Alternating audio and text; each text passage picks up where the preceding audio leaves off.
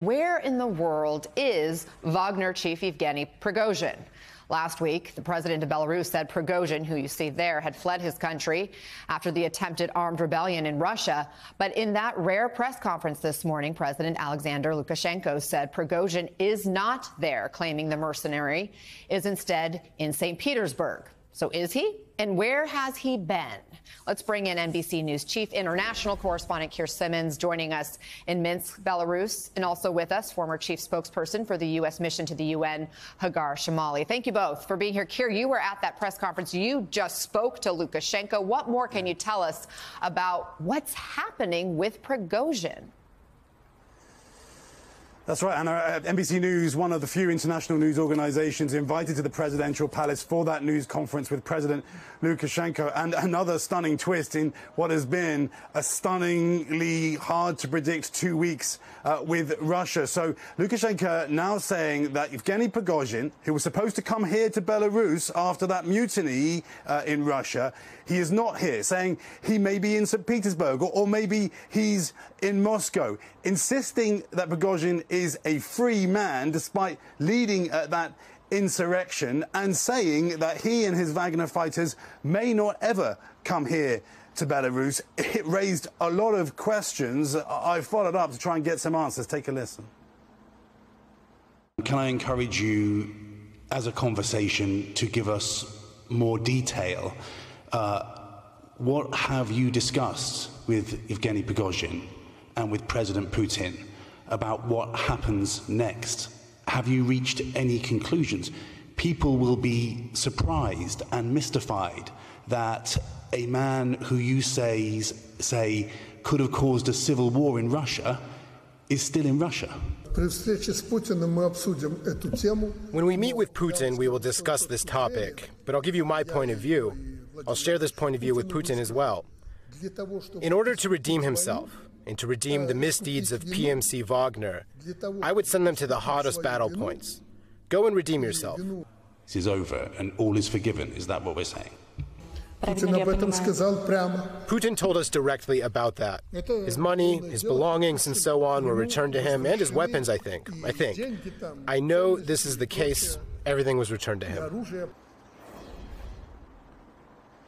Now, look, there is a lot of rhetoric there as ever, from Lukashenko, Alex. But I think what we can say is that he is not here, and that is evidenced by now new images from Russian police, from Russian media, that appear to show his home being raided.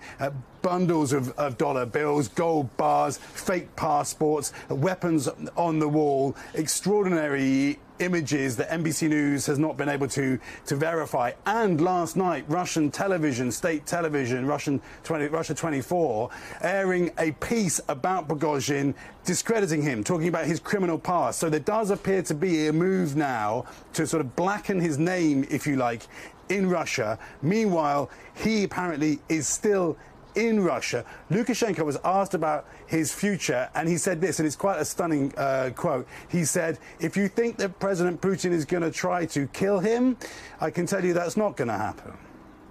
That's all so fascinating. Let's take another look at this video that Keir just referenced from a Russian news outlet, Izvestia, appearing to show Russian police raiding Prigozhin's home. Again, this is in St. Petersburg. So, Hagar, if Prigozhin is back in Russia, why do you think he would be there? Is he just taunting Putin? Well, so on one hand, we don't know the details of this deal, right? And he could be there for any number of reasons. It could be that he was, for some reason, allowed to close up his affairs, apparently take his gold bars and his wigs out of his office and go back to Belarus, perhaps. The thing is, or he could be finalizing some kind of deal with Putin. But the thing that I want to remind everyone is that while Putin can show moments of rationale and logic, as he did, I think, in reaching some kind of deal to prevent violence in Russia, he also is not a man who is known for forgiving and forgetting. On the contrary, he has built his entire career built on the fact that he will never forgive the Soviet leaders who allowed the Soviet Union to collapse. And so I want to keep that in mind, because wherever Prigozhin is, even if for now it appears that maybe he's not being targeted, I would assume he's a dead man walking, whether he's in Russia or in Belarus. This morning, Putin is in the Kremlin, and at the daily briefing, his spokesperson, Dmitry Peskov, said that the Kremlin does not follow Prigozhin's movements. Do you buy that, Hagar? Yeah, no way. In fact, when I was in the U.S. government, we were trained specifically on how Russian operatives follow and target, and they are very insistent on it, and they have a very heavy presence, and this is a key part of their dictatorship and their institution and their government, whether it is inside Russia, where it's much worse. And I'm sure you've heard Ambassador McFaul talk about this, how he was targeted and how he was followed. And sometimes it's just a practice to let people know that they're watching and that they can watch.